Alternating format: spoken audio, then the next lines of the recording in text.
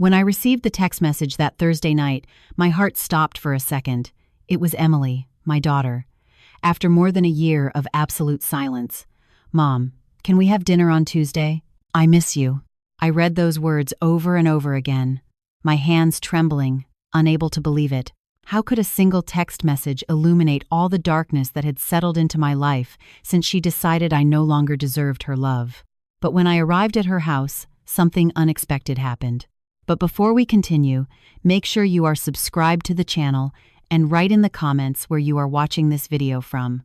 We love knowing how far our stories are reaching. My name is Margaret.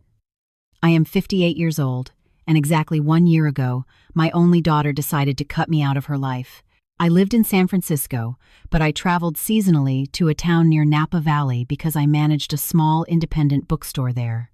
There wasn't a huge fight or a definitive moment I can point to as the beginning of the end.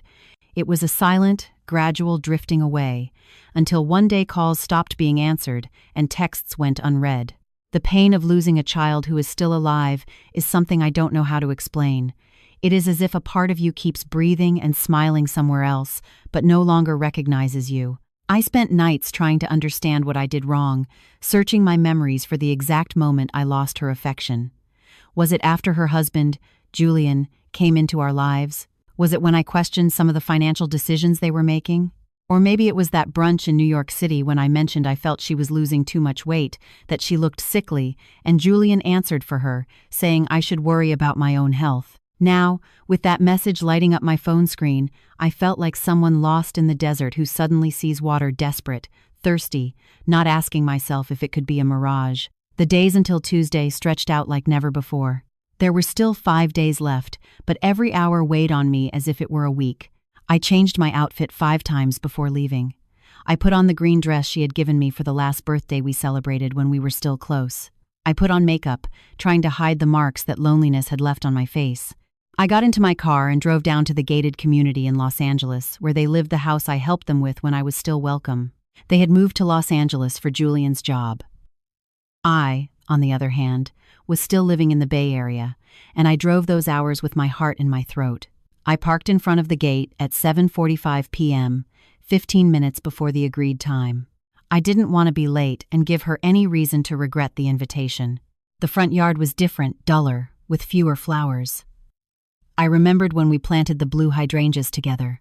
They were gone now. I took a deep breath, fixed my hair in the rearview mirror, and opened the car door. That was when something strange happened. As I walked toward the gate, I saw Maria, the housekeeper who had worked for Emily for years, running in my direction. Her face was tense, with an expression that mixed fear and urgency. She looked back several times, as if making sure no one was watching her. Before she reached my car, she whispered, her voice trembling, "Mrs. Margaret, don't go in there, please. Leave as fast as you can." I stood paralyzed, not understanding. "What's wrong, Maria? Is Emily okay?" "It's not about her," she replied, her eyes wide. "It's about you. Please, trust me. It's not safe." Before I could ask any more questions, she looked back at the house again and took a step back. "I have to go back before they notice. Go, Mrs. Margaret, go." And with that, she ran back to the house, leaving me motionless on the sidewalk, my heart beating so hard I could hear it in my ears. What was happening? Why did Maria look so terrified? And why had my daughter, who hadn't spoken to me in over a year, suddenly invited me to dinner? I went back to the car as if in a trance.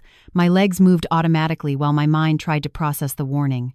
I sat down, locked the doors, and started the engine, but I didn't drive away. Something inside me, perhaps the same instinct that helped me survive a violent marriage for 15 years before I finally found the courage to divorce, told me to stay and watch. From the driver's seat, I had a direct view of the dining room through the windows. The curtains were open, as if they expected me to look. For a few minutes, the house remained silent. The lights were off, as if no one was there. And then, suddenly, everything lit up. One by one, the lights turned on, as if someone had been waiting for me to leave to continue with their plans. 2 people I had never seen before appeared in the dining room, a man in a dark suit and a woman holding a binder. After them, Julian walked in talking on the phone, gesturing as if giving important instructions. And finally, Emily appeared, dressed formally, with a serious expression I had never seen on her before. This clearly wasn't a mother-daughter dinner. It was a carefully planned meeting. While I watched, Maria appeared briefly at the window. Our eyes met for a second, and she subtly shook her head. That small gesture told me everything I needed to know. Leave. But I couldn't. I needed to understand what was happening. I turned off the car lights and kept watching. Julian approached the table, took some papers, and handed them to Emily. She looked at them, signed something, and smiled a cold smile I didn't recognize as my daughter's. At that moment, I felt a knot in my stomach. It wasn't just worry or confusion, it was fear. A primal, visceral fear telling me that this house, where I was once happy with my daughter, now represented some kind of danger. And what was most painful, my own daughter seemed to be at the center of it all. 15 minutes passed while I remained paralyzed, watching that strange scene unfold. Julian left the dining room and returned with more papers. Emily checked something on a tablet screen. The two strangers were still there, talking amongst themselves. It looked like a business meeting, not a family dinner. Then, Julian looked at his watch and then looked toward the window, directly in the direction of my car. Instinctively, I ducked, my heart racing. When I looked up again, the curtains were closed. The house that was once the place where I rocked my daughter to sleep had transformed in front of me into a threatening mystery. I started the car and drove away, but I didn't go home. I couldn't. I parked at a gas station a few miles outside the city limits and tried to organize my thoughts. When I could finally breathe, I made a decision. I wouldn't stay there. That same early morning, I drove back to San Francisco without stopping, my body on autopilot. I didn't dare go back to my apartment immediately. I needed to think, calm down, and make sure no one was following me. What kind of trap was this? Why would Emily call me for a dinner that clearly didn't exist? And most importantly, what did Maria know to be so scared? I took out my phone and reread Emily's message. The words seemed different now. Just the two of us. Maybe it wasn't an invitation to reconcile, but for something much darker. Was the woman I raised, whom I loved unconditionally, planning something against me? The idea was so painful that tears began to roll down my face before I realized it. I went into the gas station restroom to wash my face. In the mirror, I saw a woman I barely recognized. Graying hair, deep dark circles under my eyes, a frightened look. Was this me now? Is this what the pain of losing my daughter had turned me into? I leaned on the sink and took a deep breath. I couldn't break down. I needed to know what was happening. Back in the car, I realized I had a missed call. It was from an unknown number. Seconds later, the phone vibrated with a message. "Mrs. Margaret, it's me, Maria. We need to talk tomorrow at noon at the cafeteria in Union Station in Los Angeles. It's important. Don't tell anyone." That night I couldn't sleep. Every time I closed my eyes, I saw Emily's face signing those papers, Julian checking his watch, the look of terror in Maria's eyes. What were they planning, and why would my own daughter be involved in something against me? When the sun began to rise, I was still awake. I had arrived in the Bay Area after driving all night, hands rigid on the steering wheel and my mind on fire, watching the city wake up. The people on the street seemed so normal, so oblivious to the chaos unfolding in my life. What would it be like to wake up without the weight of knowing that the person you love most in the world might want to hurt you? As the clock ticked toward noon, a determination grew inside me. I booked a flight back to Los Angeles not out of bravery, but because I needed the truth before it was too late. I would go to that appointment with Maria and discover the truth, no matter how painful it was, because the uncertainty, I realized, was even more unbearable than any truth. Union Station was as busy as ever. People running to catch their trains, families saying goodbye, young people with huge backpacks waiting for their departure. I felt out of place there. A middle-aged woman, alone, looking for answers to questions she didn't even know how to formulate. The cafeteria was in a secluded corner, a small place with formica tables and plastic chairs. I chose a table from where I could see the entrance and ordered a coffee I knew I wouldn't be able to drink. My stomach was in knots. At 12:10, Maria walked in. She was dressed simply, with a dark jacket and a scarf partially covering her face. Her eyes darted around nervously, checking every corner of the place before heading toward my table. "Mrs. Margaret," she whispered, sitting down quickly. Thank you for coming, Maria. For the love of God, tell me what is happening, I pleaded, taking her trembling hands across the table. Why did you stop me yesterday? What is Emily planning? Maria looked around as if fearing someone was watching us and lowered her voice even more. It's not just Emily, Mrs. Margaret. It's Julian.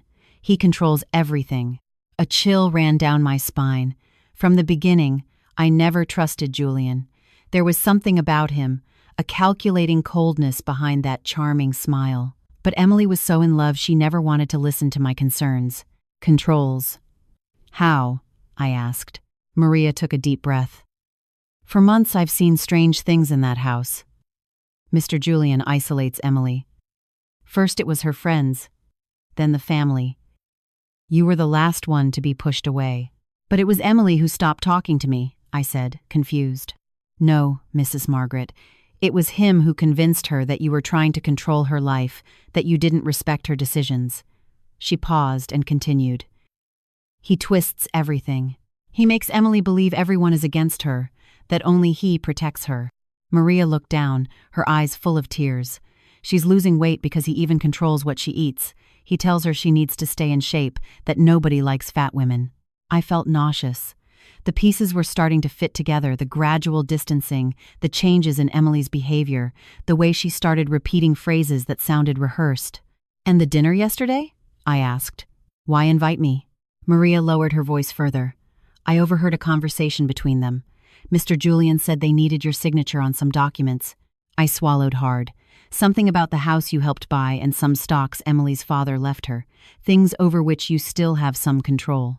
The apartment I helped finance when Emily got married was still partially in my name, and the stock portfolio, my ex-husband, Emily's father, left when he passed away. I was the trustee until she turned 35, which would happen in just a few months. Did they want me to sign papers to transfer everything to them? Not just that, Maria said, hesitating, her eyes fixed on mine. I heard Mr. Julian talking on the phone with a man. He said, after Tuesday, everything will be ours, and no one will question it. The old lady won't be in the way anymore. My blood ran cold. The old lady, that's how Julian referred to me when he thought no one was listening. The idea that my son-in-law and my own daughter were conspiring to take my assets was devastating. But there was something else in Maria's words, something she wasn't saying. There's more, isn't there, Maria? She nodded slowly, and a tear rolled down her cheek. Mrs. Margaret, I think they wanted to hurt you. I felt the world crashing down on me. I heard Julian talk about an accident. He said it would be easy to make it look like you slipped down the stairs after drinking wine at dinner. The cafeteria started spinning around me, my own daughter contemplating my death. No, it couldn't be. It was too absurd. Emily would never agree to something like that, I said, more for myself than for Maria. Emily isn't the same, Mrs. Margaret, she replied with sadness. He manipulates her. She does everything he says. It's like she's hypnotized. I remained silent, trying to take it all in. Part of me wanted to deny it, to say it was impossible, but another part knew Maria had no reason to invent something so terrible. Why are you telling me this, Maria? I asked. Why risk yourself like this? She looked me in the eye, full of determination, because Emily was a good girl before him. I watched her grow up, remember? I worked with you since she was 12. Her voice cracked. And because my sister died at the hands of a man like Mr. Julian, a man who controlled everything, who isolated her from everyone, who made her believe the world was a terrible place and only he could protect her. I felt a lump in my throat. Maria was risking her job, perhaps even her safety, to warn me. Do you have proof? Something that can help us? She nodded and pulled a small voice recorder from her purse. I recorded some conversations and took photos of documents I found in his office. They are preparing everything for after Tuesday. Wills, transfers, everything. I took the recorder with shaking hands. Maria, do you realize this is a crime? We have to go to the police, she exclaimed, frightened. Not yet. Mr. Julian has friends in the police force. He always brags about how easy it is to make things disappear when you know the right people. Then what do we do? I asked. Maria leaned forward. First, you need to protect yourself. You can't go back to your apartment. They know where you live. They know your routine. We need you to stay in a safe place while we find out more. And Emily, We can't just leave her with him. I will watch her, Mrs. Margaret, if he tries anything. She didn't finish the sentence, but I saw the worry in her eyes. For now, the most important thing is to keep you safe. I looked out the cafeteria window at the people passing by, oblivious to the terror I was living. How could I simply disappear, abandon my life, my home, my work at the bookstore? And how could I leave Emily behind, even if she was involved in something so terrible against me? I have a cousin who lives in the country, Maria said, near Paso Robles, on a ranch in the Central Coast. We can say you went to visit her. No one will look for you there. The idea of fleeing, of hiding, was almost as terrifying as the revelations I had just heard. What if I try to talk to Emily alone, without Julian? Maybe she— No, Mrs. Margaret, Maria interrupted me with a firm voice. You don't understand. She won't choose you. Not now. He has total control over her. Her words hit me like a punch. The truth I didn't want to face. I had already lost my daughter. Not when she stopped talking to me a year ago, but long before, when that man entered our lives and began weaving his web of manipulation. I'll go to your cousin's house, I decided in the end. But not to hide. To think. To plan how we are going to save Emily. Maria nodded, visibly relieved. It's for the best, Mrs. Margaret. I will stay watching here and keep you informed. We are going to get Emily out of this. When we left the cafeteria, the world felt different, more threatening. The midday sun no longer seemed warm, and the faces of the people around me looked like masks hiding unknown intentions. I was about to leave behind everything I knew, fleeing a danger that came from the person I had loved most in the world. I looked at Maria one last time before we parted ways. Take care of yourself, and take care of my daughter. Always, Mrs. Margaret.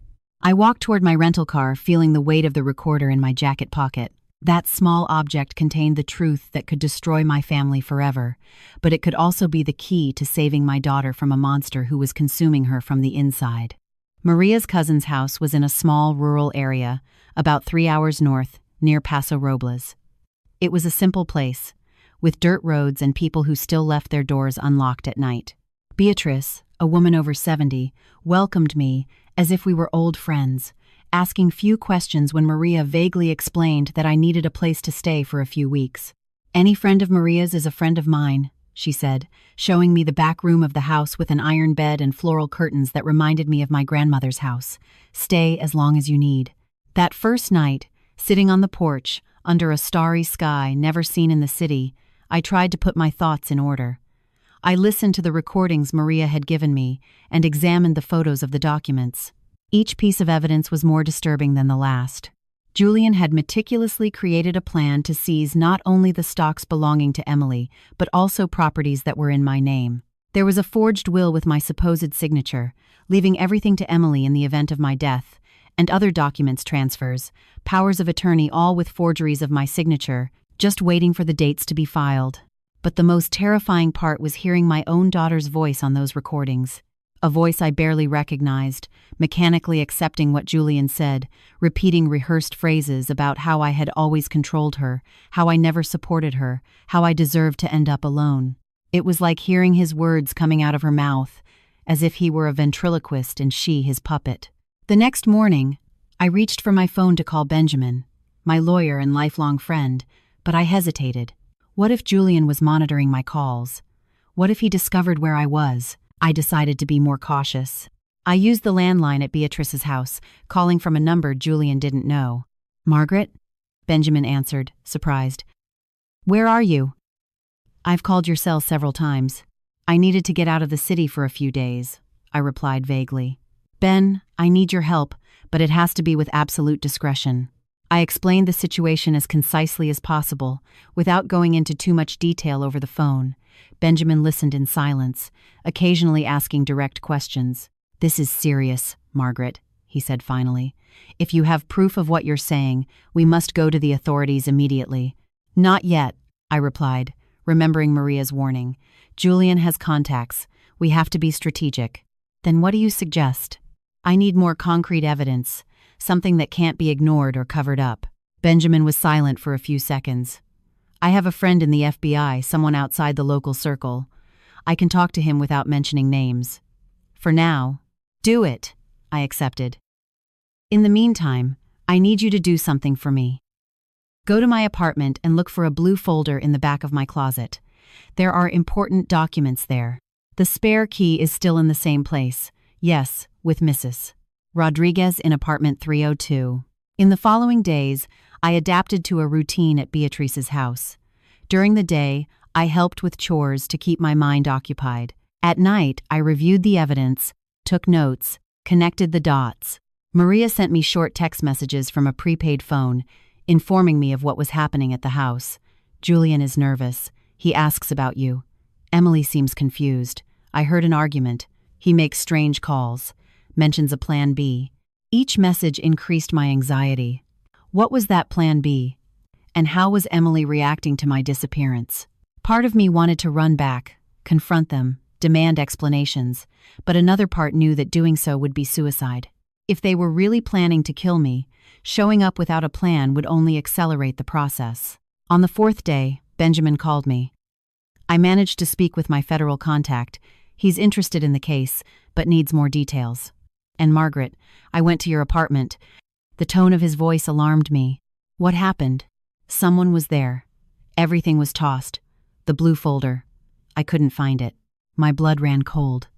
That folder contained original deeds to the properties, stock certificates, legitimate wills. It was my insurance in case anything happened to me.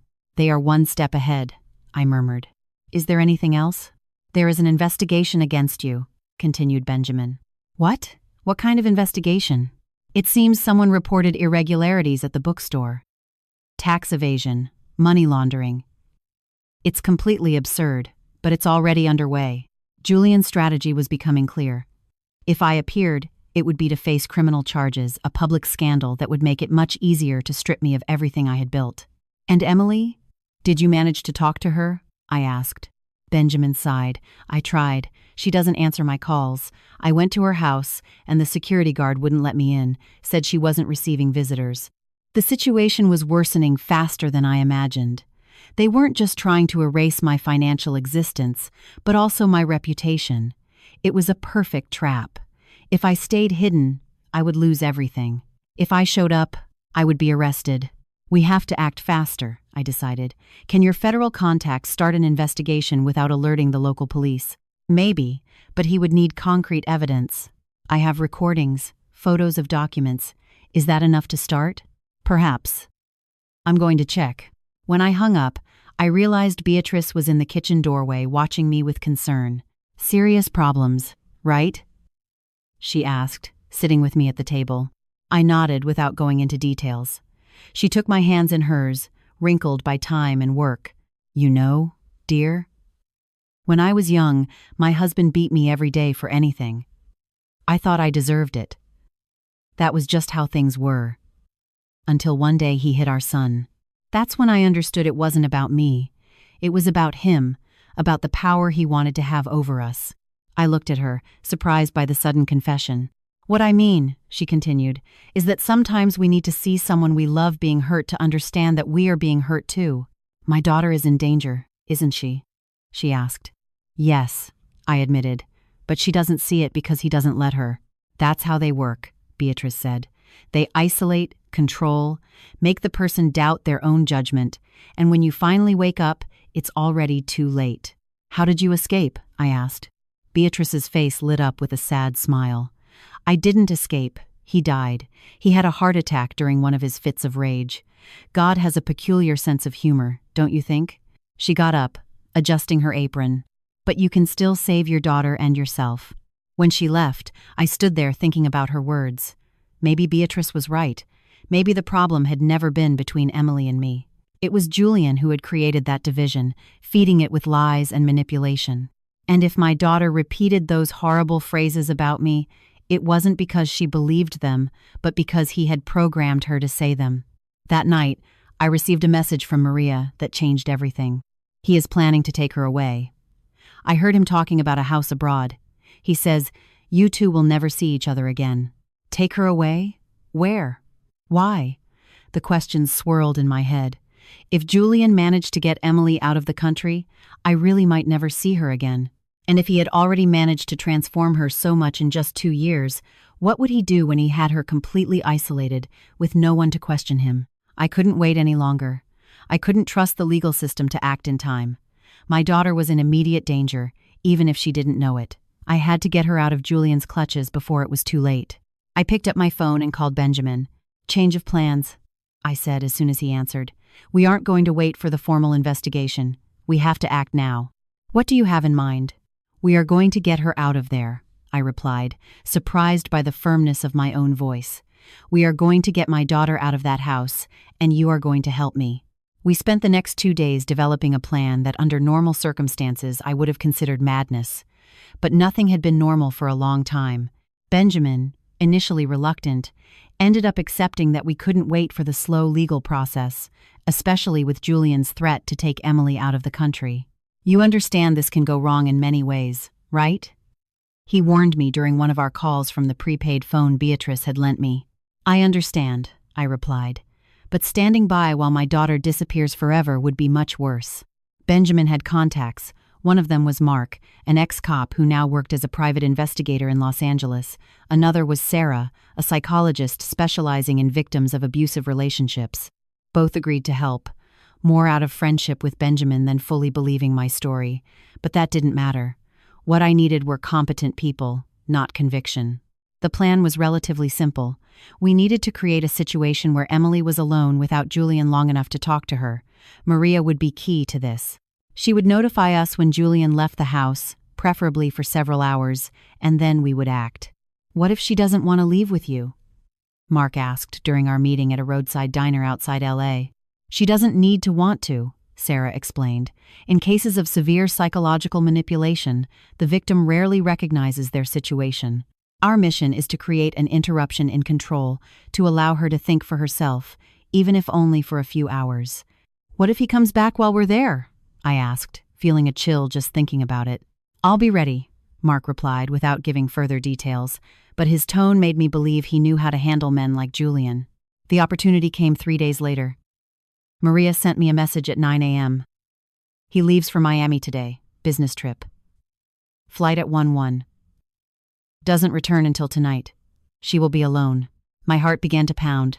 It was now or never. I met with Benjamin, Mark, and Sarah at the agreed point, a gas station 10 minutes from Emily's house. Benjamin looked nervous, constantly checking his watch. Mark was calm, almost indifferent, as if we were just there to have coffee. Sarah was reviewing her notes, clearly preparing for her psychological intervention. "Remember," Sarah said, "she will likely resist. She might scream, cry, accuse us of being against her. It is normal. The important thing is to stay calm and project safety." At 3 o'clock sharp, we received confirmation from Maria. "Julian has left, and the plane has taken off." That was the signal. The drive to Emily's house was done in a tense silence. Everyone seemed lost in their own thoughts. I tried to imagine what it would be like to see my daughter again after so much time and in such strange circumstances. We arrived at the gated community. Mark, dressed in a delivery uniform and carrying a fake package, got the security guard to open the gate without asking questions. Once inside, we drove slowly to the house. Maria was waiting for us in the backyard, out of the neighbor's sight. "She's in the living room," she informed us, visibly nervous, watching TV. "She's not well. She has barely left her room in the last few days." "Any sign of Julian?" Mark asked. "None. He called half an hour ago to verify she was home. It's what he always does, calls every hour when he's away. Then we have about 30 minutes before the next call," Benjamin calculated. "We have to be fast." We entered through the back door, which Maria had left unlocked. The house was silent, except for the low sound of the television coming from the living room. I walked toward the front with my heart beating so hard I thought it could be heard. And then, after more than a year, I saw my daughter. Emily was sitting on the sofa, wrapped in a blanket despite the heat of the day. She was so thin I almost didn't recognize her. Her hair, once long and full of life, looked dull, pulled back in a messy bun. Deep, dark circles marked her pale face. My beautiful daughter, always so full of energy, looked like a shadow of herself. At first, she didn't notice our presence. Absorbed in some TV show she didn't even seem to be really watching. When she finally saw me, her eyes went wide. "Mom," she whispered, as if she couldn't believe what she was seeing. "Hello, honey," I replied, trying to keep my voice steady despite the tears threatening to fall. She stood up abruptly, letting the blanket drop. She was wearing loose pajamas that made her alarming thinness even more evident. "What are you doing here? How did you get in?" I immediately perceived the fear in her voice. It wasn't just surprise, it was panic. "We need to talk, Emily," I said, taking a step toward her. "I'm worried about you." She backed away, looking nervously at the people with me. "You can't be here. Julian is going to come back soon. You have to leave." "Your husband is in Miami," Mark informed her calmly. "He won't be back until tonight." The panic in Emily's eyes intensified. "How do you know that? Are you spying on me? I'm going to call the police." She reached for her phone desperately, but Maria had already removed it from the room as we had planned. Sarah stepped forward, her voice soft and controlled. "Emily, my name is Sarah. I am a psychologist, and I am here to help you. We aren't here to hurt you. We just want to talk." "I don't need help," Emily replied automatically, as if repeating something she had heard many times. "I am perfectly fine. You are the ones with the problem, always interfering in my life." Her words pierced me like daggers, but Sarah had already prepared me for this. Those were Julian's words, not Emily's. "Honey," I tried again. "You invited me to dinner, remember? Last Tuesday you sent me a message." Emily looked confused for a moment. "I didn't send anything." "Yes, you did," I insisted, showing her the message on my phone. She looked at the screen, the confusion even more evident. "That is my number, but I didn't write that." "It was Julian, wasn't it?" I asked gently. "He took your phone and sent that message pretending to be you." Emily opened her mouth to deny it, but closed it again, as if something was starting to fit in her mind. He said it would be good for us to reconcile, that he felt I was sad about not talking to you.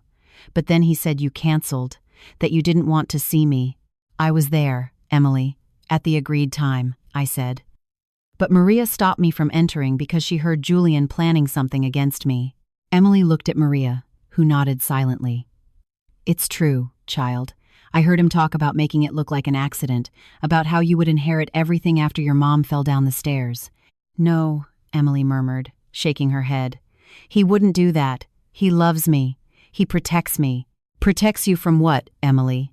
Sarah asked, maintaining her calm. "From the world.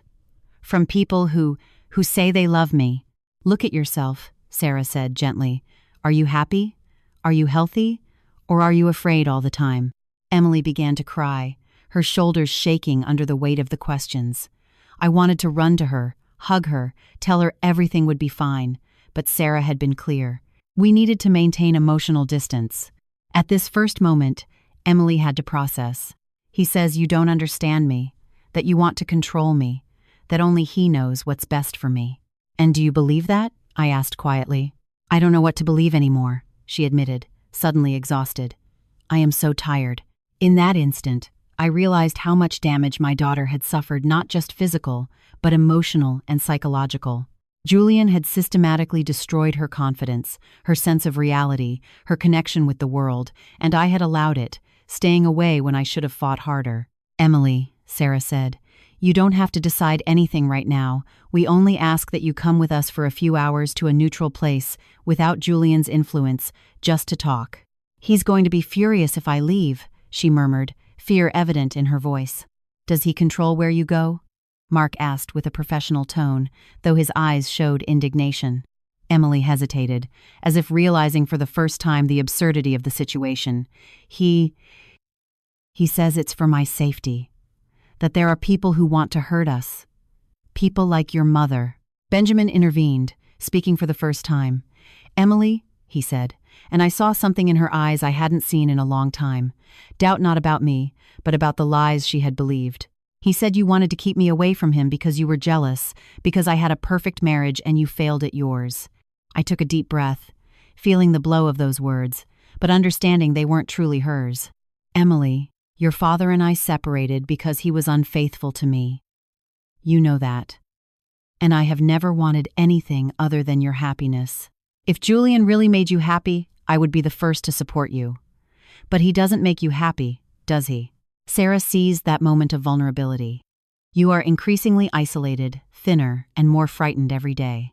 Emily's tears flowed freely. Now he says I'm fat, that no one is going to want me if I don't take care of myself, that I should thank him for accepting me like this. My heart broke hearing that. My beautiful daughter, always so sure of herself, reduced to doubting even her appearance. "Emily," Maria said, approaching cautiously, "Mr. Julian isn't who you think. He is manipulating you, just like he manipulated your mom's documents." "What documents?" Emily asked, confused. Benjamin pulled some copies of the forgeries Maria had photographed from his briefcase. "These, your signature and your mother's, forged. Part of a plan to take control of the properties, the stocks, everything." Emily examined the papers, her confusion giving way to shock. This is my signature. But I never signed these documents. And this is mine," I added, "on documents I have never seen." Suddenly, the house landline rang, making us all jump. The wall clock marked 1:30 p.m., the time for Julian's check-in call. "It's him," Emily whispered, panic returning. "If I don't answer," Sarah instructed. "Act normally. Say everything is fine." Emily hesitated, looking at us all, clearly torn. Finally, with trembling hands, she picked up the phone. "Hello, love," she said, trying to sound casual, but her voice was tense. "Yes, I'm home. No, nothing different. Yes, I'm following the meal plan. No visitors." She paused, looking at us with growing alarm. "No, I'm not hiding anything. Yes, I'm alone. Only Maria is here." Another longer pause. "Julian, I'm not lying. Please don't talk like that." "No, I'm not crying." The desperation in her voice was palpable. Julian clearly perceived something wasn't right, even over the phone. "We have to go now," Mark murmured, perceiving the situation. "Emily," I whispered, "come with us, please." She looked at me with the phone still pressed to her ear, silent tears rolling down her face.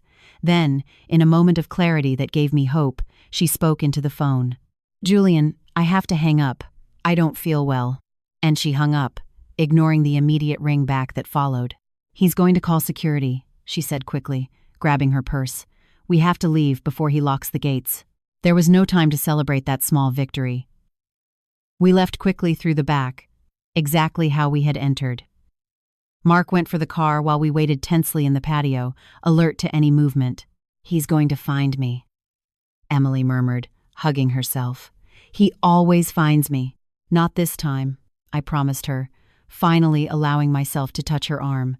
"This time I am here, and I'm not going to let him hurt you again." When the car arrived, we got in immediately. Mark drove fast, but not fast enough to attract attention. In the rearview mirror, I saw the community guard step out of his booth and look around, surely searching for her on Julian's orders. We were already on the highway when Maria's phone rang. She answered, pale. "Mr. Julian, I don't know where she is. I went out to do the grocery shopping." She hung up, trembling. "He is furious. He is taking the first flight back." "How much time do we have?" Benjamin asked. 2? Maybe 3 hours, if he gets a flight immediately. It wasn't much time, but it would have to be enough. I looked at Emily sitting beside me, looking simultaneously relieved and terrified. She had taken the first step, the hardest one, but the battle was just beginning. "Where are we going?" she asked with a small voice. "To a safe place," I replied, taking her hand, "a place he can't reach." And as the car sped down the highway, taking us away from that house of horrors, I felt a mixture of fear and determination. Julian would come after us with all his fury and resources, but I wouldn't back down, no. This time my daughter needed me, and I would be there for her, whatever the cost. The safe place was a small farm that belonged to Mark's family, about 60 miles from the city, isolated enough to give us privacy but close enough to civilization not to be completely vulnerable. The main house was simple, with 3 bedrooms, a large living room, and a rustic kitchen. Emily remained silent for most of the trip. Occasionally, she would pick up the phone Maria had returned to her before leaving and look at the screen, but she didn't answer Julian's constant calls. Every time the phone rang, she shuddered, as if expecting a physical blow. "We can turn it off," Sarah suggested gently. "You don't need to hear his voice right now." Emily hesitated, but finally handed the device to Sarah, who turned it off and put it in her purse. When we arrived at the farm, It was already getting dark. The sky had that purple hue that precedes total night, and the first stars were beginning to appear. "Let's go inside," Mark said, parking the car near the porch. No one followed us, but it's better not to stay exposed. The house was clean, but with that particular smell of places that have been closed for a long time. Mark turned on the lights and quickly checked the rooms, ensuring we were truly alone. Benjamin went to the kitchen to make coffee while Sarah took Emily to the living room sofa, speaking to her in a low voice, probably using techniques to calm her down. I stood in the middle of the living room, looking at my daughter, still trying to process that she was really there, that we had managed to get her out of that house. It seemed unreal, like a dream I feared waking up from. "You two need to talk," Sarah said, standing up. "I'm going to help Benjamin in the kitchen." I sat next to Emily, maintaining a respectful distance. She was hunched over, as if trying to occupy the least space possible. Her thin, pale hands twisted nervously in her lap. "How do you feel?"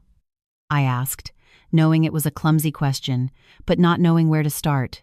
She shrugged, a gesture that reminded me so much of the teenager she once was, confused, scared. "I don't know what I'm doing here." "You are here because a part of you knows something isn't right," I replied gently, "even if it's hard to admit." Emily looked up, and I saw a mix of anger, fear, and confusion in her eyes.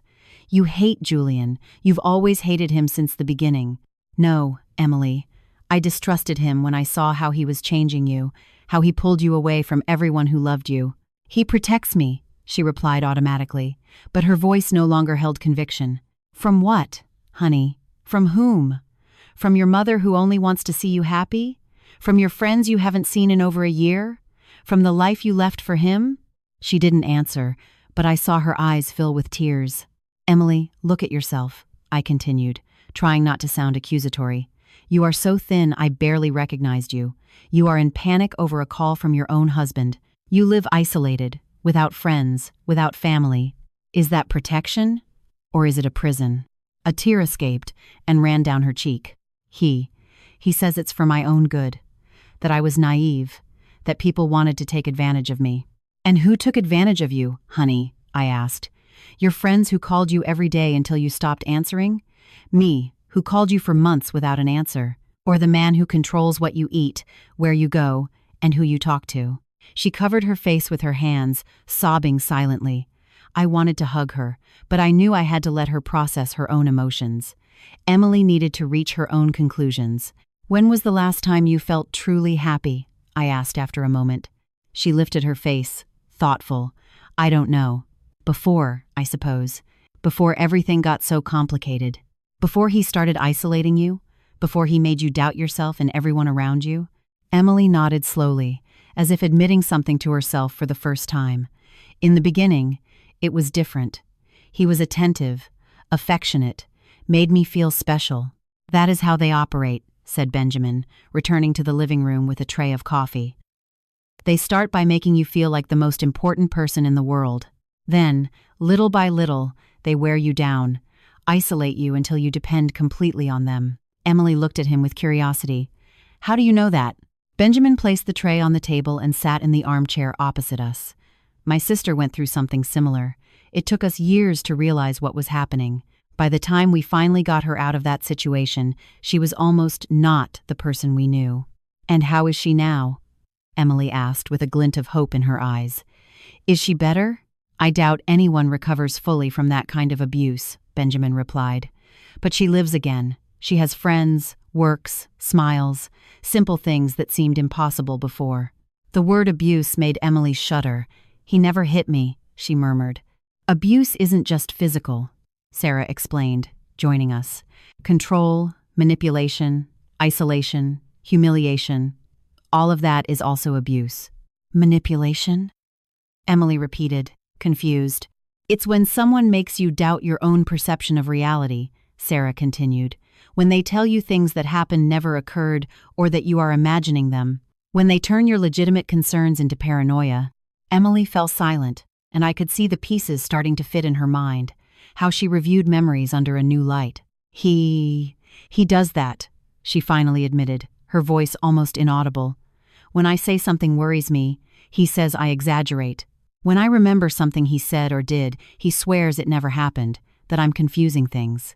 And when someone like your mother tries to warn you, Sarah added, he convinces you that person has bad intentions, that they want to separate you out of jealousy or malice. Emily looked at me, and comprehension began to slowly dawn in her eyes. He said you were controlling, that you wanted me to fail so I would keep depending on you. I only wanted you to be happy, honey, I replied, feeling my voice crack, and I could see you disappearing in front of my own eyes. Mark's phone rang, interrupting the moment.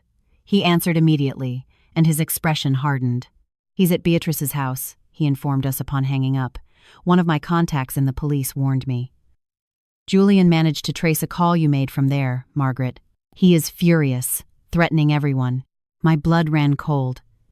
Beatrice? Is she okay? Yes, she wasn't home. But he is interrogating the neighbors, showing photos of you and Emily. It's only a matter of time before someone mentions seeing you leave together. Emily turned even paler, if that was possible. He's going to find us, she whispered, panic evident in her voice. No, Mark assured her. No one knows about this farm except people of absolute trust. And we are prepared if he tries anything. Prepared? How? I asked, alarmed. Mark opened his jacket and showed a pistol at his waist. I'm an ex-cop, remember? I have a concealed carry permit, and I won't hesitate to use it if he threatens anyone here. The sight of the weapon unsettled me, but it also gave me a strange sense of relief. Julian wasn't the kind of man to be stopped by words or empty threats. He was dangerous, and maybe we needed real protection. What do we do now? Benjamin asked. It's clear he is willing to do anything to find you. With the evidence we have, we must go to federal authorities, I decided. Tomorrow morning. The longer we wait, the more dangerous this becomes. Agreed, said Mark. I have a friend who can escort us to the FBI field office and ensure the right people listen to us. I looked at Emily, who was trembling slightly. Are you willing to testify against him, to tell what he did to you and our family? She hesitated, fear still visible in her eyes, but then slowly nodded. Yes. I am tired of living like this, tired of being afraid all the time. Those simple words filled me with hope. My daughter was returning little by little, regaining her voice, her strength. Then it's decided, Benjamin declared. Tomorrow morning we go, tonight we rest. Mark organized watch shifts. Not everyone was bought. Mark knew a decent agent who still respected the law. Even if Julian had his network in the local precinct, Mark and Benjamin would alternate to ensure no one approached the house during the night. Sarah prepared a mild sedative for Emily, who was clearly exhausted, both physically and emotionally. I took her to one of the rooms where she lay down without even changing clothes. I sat beside her on the bed, watching her tired face. "Mom," she murmured, already half asleep from the medication's effect. "Yes, love. I'm sorry for everything. For believing him. Instead of trusting you." I stroked her hair like when she was a child. "It wasn't your fault, honey. Men like Julian are experts in manipulation. You had no way of knowing." "I should have known," she insisted, her eyes closing. "I should have seen the signs." "Shh," I whispered. "Rest now. We will have time to talk about all this tomorrow." She took my hand, squeezing it weakly. "Don't leave me, Mom. Please." "Never again," I promised, my eyes full of tears. "I will never leave you alone again." I stayed by her side until she fell deeply asleep, her breathing becoming slow and regular. Seeing her like that, vulnerable and exhausted, I silently renewed my promise. No one would hurt my daughter again. No one would make her feel small or insignificant. Not Julian, nor any other man. When I was sure she was deeply asleep, I left the room quietly. In the living room, I found Benjamin, Mark, and Sarah talking in low voices. "How is she?" Sarah asked. "Asleep," I replied, suddenly feeling exhausted too. The medication worked fast. "She needs that rest," Sarah said. "Her body and mind have been in a state of constant alert for a long time. Living under that kind of stress is draining." I sat with them and accepted a cup of coffee Benjamin offered. "What do you think will happen tomorrow?" I asked. "If everything goes well, Julian will be brought in for questioning," Mark explained. "With the evidence, we have the recordings, the forged documents, Emily's and Maria's testimony. There is a good chance an immediate restraining order will be issued." "And if it doesn't work?" I asked, feeling the fear return. We go to Plan B, Benjamin replied. I have contacts in other states.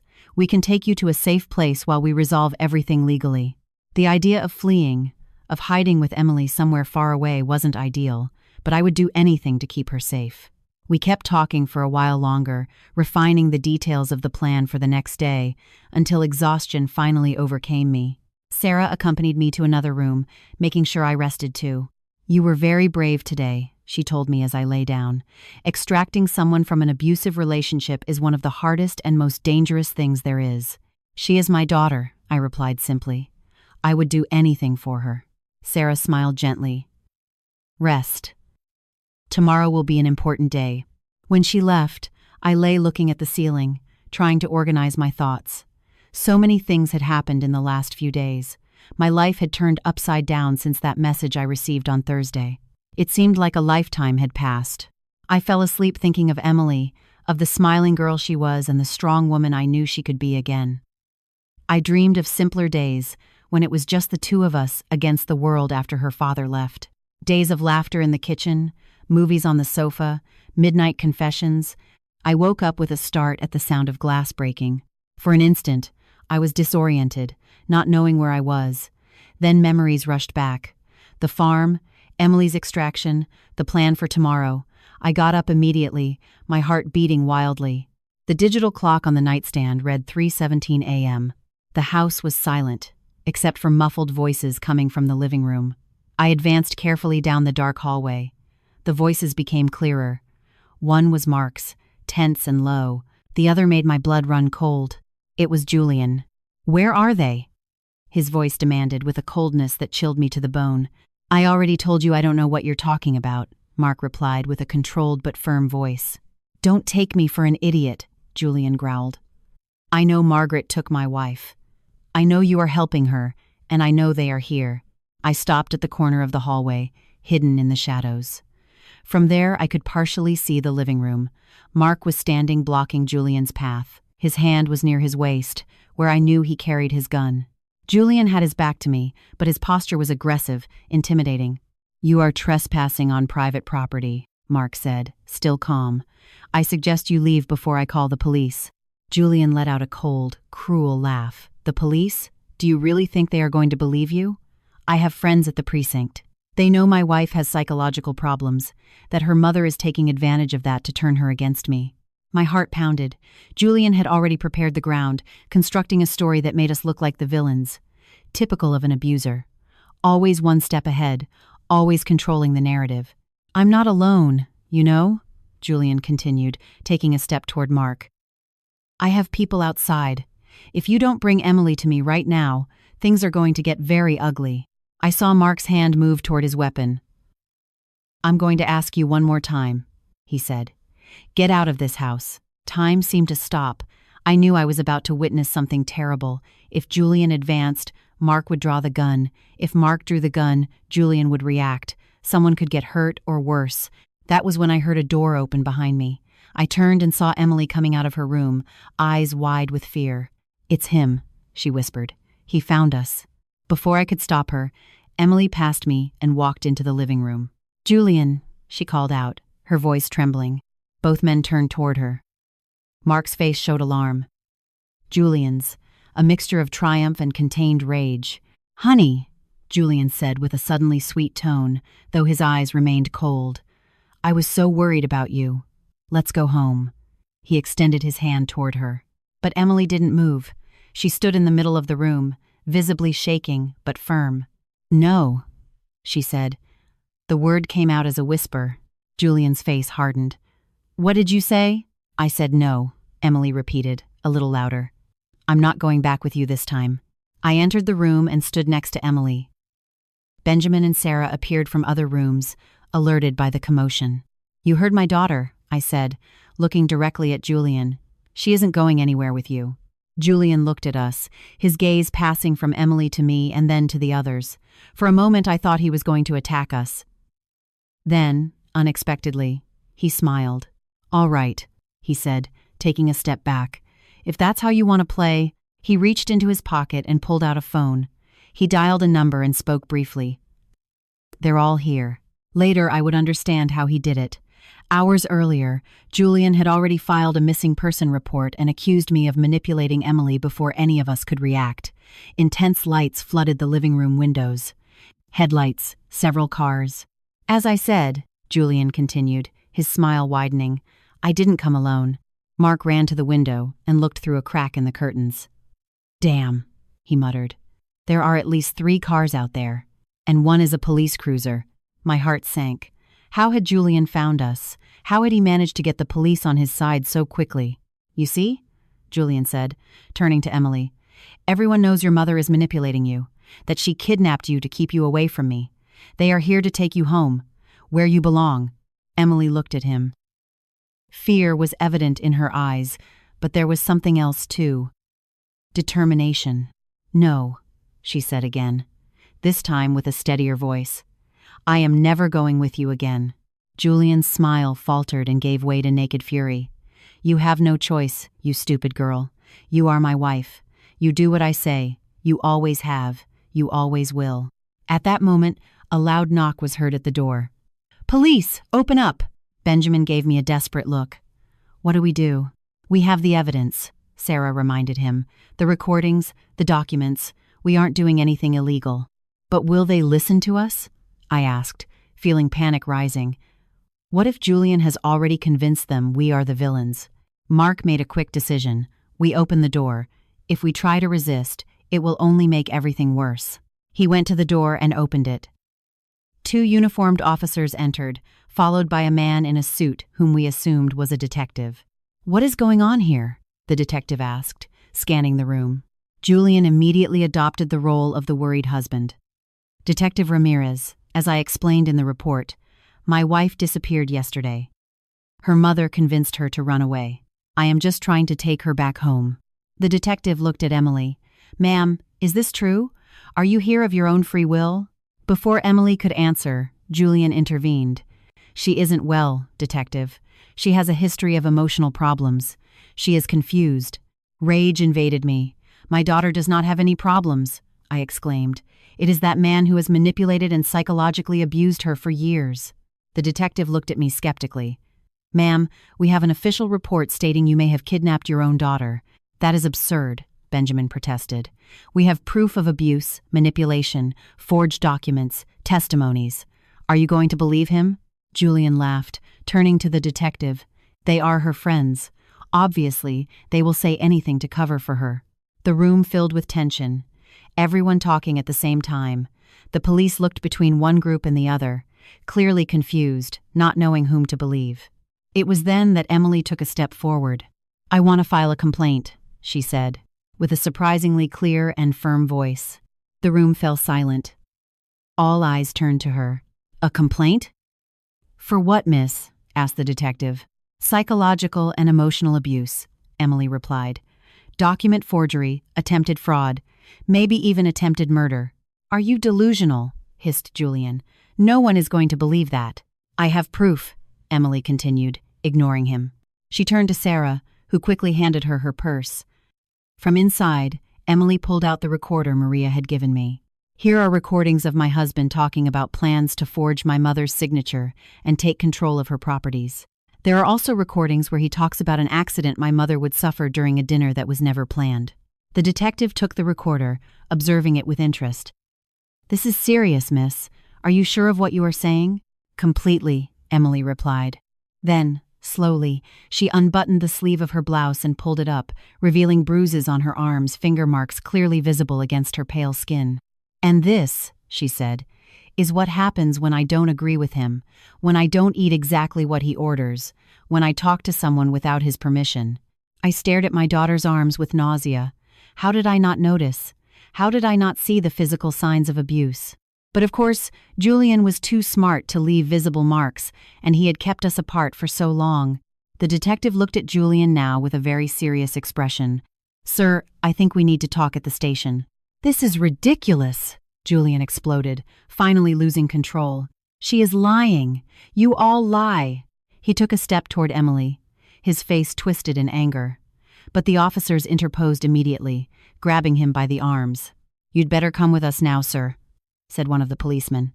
You don't understand, Julian kept screaming, struggling. She is mine. She can't leave me. I did everything for her. As they took him outside, Julian kept hurling threats and insults. Emily stood watching, a single tear sliding down her cheek. When the door finally closed, leaving the room plunged into a heavy silence, Emily turned to me. Without saying a word, she threw herself into my arms, sobbing like a child. "It's over," I whispered, stroking her hair. "It's over, honey. You are safe now." But I knew it wasn't over. It was just the beginning of a long road. Julian would probably get out on bail. There would be investigations, statements, maybe a trial, and Emily's recovery process would be long and difficult. But for the first time in over a year, I felt hope. My daughter had regained her voice, her courage. She had taken the first step to break that cycle of abuse, and I would be by her side every step of the way. The following months were difficult, just as we expected. Julian was released on bail, as we had foreseen, but with a restraining order prohibiting him from approaching Emily or me. He violated that order 3 times in the first few weeks, which resulted in his preventive detention while the case was investigated. Emily and I moved to a small apartment in another city, Seattle, where no one knew us. Starting over wasn't easy, but it was necessary. Every day I saw small signs that my daughter was returning to the person she was before Julian entered our lives. The first weeks were the hardest. Emily alternated between moments of clarity and strength and periods of deep doubt, where she even wondered if she had done the right thing by leaving Julian. "What if he is right?" she murmured one night, sitting on the balcony of our new apartment watching the stars. "What if I can't live without him?" "You lived without him for 25 years before meeting him," I replied gently, "and you were an incredibly independent person, full of dreams and plans." "I don't remember that person anymore," she admitted, her voice barely audible. "I do," I said, taking her hand, "and I am going to help you find her again." Emily started therapy with Sarah, who offered to treat her pro bono until we were financially stable. In the sessions, she gradually unearthed the layers of manipulation and abuse Julian had built around her. With every revelation, my heart broke a little more. How he controlled what she ate, insisting she was fat when in reality she was dangerously thin. How he checked her phone daily, deleting messages from friends and family, sometimes even answering for her to push people away. How he gradually convinced her I was toxic, controlling, and jealous of her happiness. "I believed him," she told me one day, crying in my arms. "I believed him when he said you wanted to separate us because you were jealous. How could I be so blind?" "Manipulators are experts at distorting reality," I explained, repeating what Sarah had taught us. "They find small insecurities and exploit them, turning them into walls that separate you from the people who love you." Benjamin handled the legal process. The investigation revealed much more than we expected. Julian hadn't just forged signatures on documents, he had created an elaborate scheme to transfer not only Emily's properties and stocks but mine as well to offshore accounts. There was evidence of other financial crimes involving more people he had manipulated over the years. "He is a serial predator," Benjamin explained to us, showing us the reports. "You weren't the first victims, but I hope you are the last." When the case finally went to trial, 6 months after that night at the farm, Emily was strong enough to testify. I watched her on the stand, telling her story with a clarity and firmness that made me weep. She was no longer the fragile, frightened woman we had rescued from that house. Julian was found guilty of multiple charges, including fraud, forgery, psychological abuse, and aggravated attempted theft. The sentence was 15 years in prison without the possibility of parole for the first 8. When we left the courthouse that day, Emily took a deep breath, looking at the blue sky above us. "It's strange," she said. "I still love him in some twisted way. It's like a part of me wants to believe that everything we lived was real, that he really cared." "What you felt for him was real," I replied. "The problem is that what he felt for you wasn't love, it was possession, and there is a huge difference between the two." She nodded slowly. "I'm going to need time to unlearn everything he taught me, to trust others and myself again." "You have all the time in the world, honey," I told her, "and you are not alone on this path." It has been 5 years since that night at the farm, 5 years of healing, rebuilding, rediscovering. Emily finished her master's degree and now works at a support center for victims of domestic violence in San Francisco. I still run the bookstore, which has become not just a business, but a space for community and awareness. Julian is serving his sentence without the right to contact us. Occasionally, we receive news of him through Benjamin, who keeps an eye on the case. Apparently, he tried to find a new victim through correspondence, a woman who believes she is communicating with a wrongly convicted businessman. The authorities were alerted, and that communication is being monitored. Some scars never disappear completely. There are moments when Emily startles at a sudden noise or when her gaze gets lost because something reminds her of those years. There are nights when I still have nightmares thinking about what could have happened if we hadn't acted in time. But there are also moments of pure joy, freedom, and peace. Like today, a Sunday afternoon, as we host friends for a barbecue in the backyard of the small townhouse we bought together. Emily smiles, chatting animatedly with a group, her confidence restored, her inner beauty visible to everyone again. Maria is here too. She left her job at Julian's house, which was sold to pay restitutions, and now works with us at the bookstore. She and Emily developed a strong friendship, bonded by the shared experience. Benjamin, Mark, and Sarah became part of our chosen family. We gather frequently, not just to remember the past, but to celebrate the present and plan the future. As I watch this scene, my happy daughter, surrounded by people who truly care about her, I feel deep gratitude, not just for surviving, but for learning to live again, to live for real. Emily notices I'm watching her and smiles. That smile lights up her eyes and warms my heart. She excuses herself from her friends and comes toward me, sitting next to me on the garden bench. "What are you thinking about?" she asks, resting her head on my shoulder like when she was a child. "About how strange life is," I reply. "About how sometimes we have to go through hell to find our way back home." She nods, understanding perfectly. "Do you know what I learned from all this?" she says after a moment of silence. "What, honey?" "That true love doesn't imprison, doesn't control, doesn't make you feel less.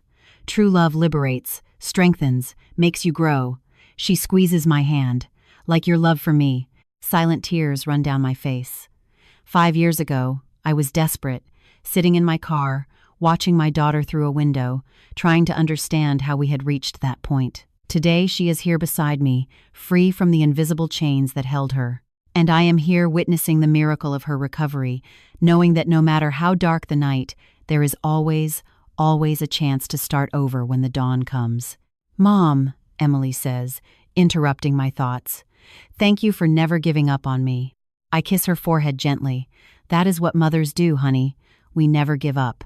And as the sun begins to set on the horizon, bathing our small patio and the people we love in golden tones, I know that finally we are home. Not in a physical place, but in that safe space we have created for each other, where love is genuine, respect is mutual, and freedom is valued above all else. Some stories don't have happy endings. Ours was about to become one of them.